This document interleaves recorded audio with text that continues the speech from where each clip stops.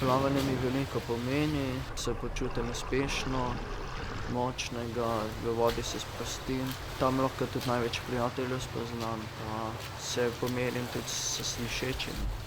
Treniram 9 let, sem že od rojstva gluh, dobil sem ta polžji ossadek, že pri mlajših letih, da lahko slišim kot slišeči. Tekmujem s slišečimi pa paraplavalci, zdaj, ko bom v Tokiu, bom pa še z gluhimi prvič. Tekmujem s slišečimi, s štartom na dotik, medtem ko se drugi na ta zvočni signal. Je razlika, da imam zamude pri štartih, da pač imam tudi malo težave z orientacijo. Na olimpijskih igrah si bom pa štartal na lučko. Najraje imam hrbtno tehniko pa prosto tehniko. V hrbtni tehniki sem bil tudi 2-krat državni prvak.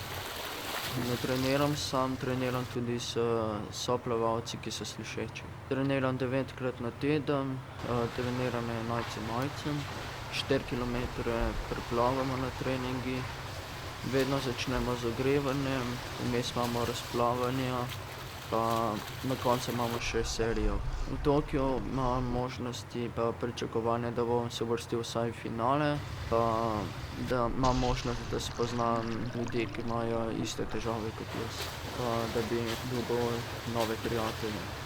Moj cilj je, da bom tekmoval za državo, tudi s slišečimi, ne tudi samo s paraplavalci, da imam čim boljše dosežke.